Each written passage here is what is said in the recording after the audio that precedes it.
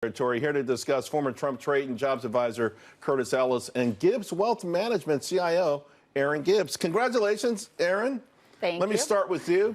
I pegged this market to be giving up some of these gains in part to something that has nothing to do with this. I'll talk about this. I think it's more Fed related. But your thoughts? That was a whirlwind trip for President Trump in Asia. He did a lot of things. He made a lot of news. I feel like things are on track, and how would Wall Street look at this? In other words, how do you gauge now how to model your portfolio based on where we are now? So one thing, we've stopped holding our breath, right? There's a bit of a sigh of relief of, okay, at least things are back in the forward momentum of heading towards some resolution. Even though the tariffs are still there, at least we're not worried about it escalating to something worse. We're a little more positive. My concern right now is that there's so much momentum in large cap equities. And I'm telling investors to remember about the small and the mid caps. Because right now, large caps, the valuations are high. And even though things are good, the economic cycle for the U.S. still looks very solid. And I would say that that's where you can actually find more value. So you're okay with the macro issues, the geopolitical stuff right now, and you're honing in really just on more specific strategy. Yeah, because I would say right now, since we have a little less risk in the world with at least we're back on track with the tariff war, this is the time where you could go into those riskier assets, particularly the small and mid caps, and they've been so depressed. This is a time to get in. Are you happy with this, all these developments, Curtis? Oh, yes, very happy. Look, investors need to ask management when or if, or it's about time they move their supply chains out of China.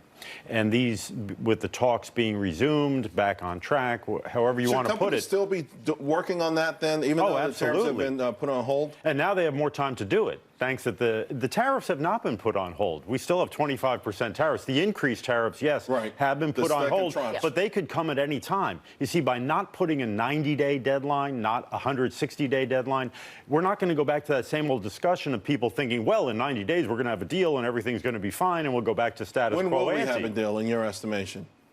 When China wakes up and realizes we're not going to put up with them stealing anymore and cheating and hacking. Even though so stealing is an integral part of their goal, of their 2025 goal. I think you've answered your question, Charles. Their entire economic model and the Chinese Communist Party's hold on power depends on the central government controlling the economy. And we're asking them to reform away from theft and cyber hacking. So I don't know when the deal's going to be, but I know that President Trump has made very clear that, and you heard Larry Kudlow, we must rebalance the trade between our two countries, and it will be a great deal or no deal. Businesses have time to move their supply chains out of China. Nowhere is it written that thou shalt have thy supply chains in China. Real quick, Aaron, then Wall Street, they can live with this a long timeline for this to ultimately get resolved? Yeah, I think it's really the uncertainty. And even though we've seen a lot of the large corporations, they've revised their profits down for this year, for the next 12 months, from 4.5% to 3.5%. That's a big cut. And that's partially because of these extra costs and the cost of changing your supply chain. But we can live with it as long as we know that it's not going to get even worse. Okay, let's leave it there. Curtis? Aaron, thank you both very much. Hey, later in the show, Joe Biden's once unshakable grip on the Democratic nomination appears to be over as the race breaks open. Kamala Harris is on the run, and Mayor Pete, he is storming the field.